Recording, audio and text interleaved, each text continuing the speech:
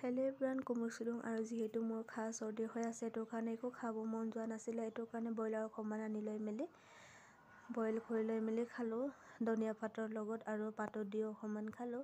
তাৰপিছত যিহেতু নাকত একো গোন্ধ চোন্ধই নাহে নহয়, সেইটো কাৰণে কেনেকৈ বনালোঁ গোন্ধ চোন্ধও নাপাওঁ, আৰু সেইটো কাৰণে খাই দিছোঁ।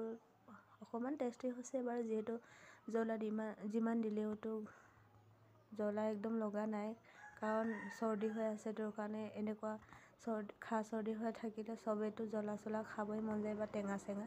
যিহেতু টেঙাও নাই, সেইটো কাৰণে মই মাংসৰ লগতে একদম পূৰা জ্বলা দি লৈ মেলি খালোঁ।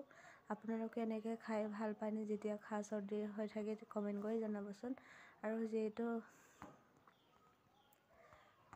মোৰ সদায় এনেকুৱাই হয়, যি বনাওঁ একদম জ্বলা দিয়ে বনাওঁ, কাৰণ জ্বলা খাই খুব বেছি ভাল পাওঁ মই।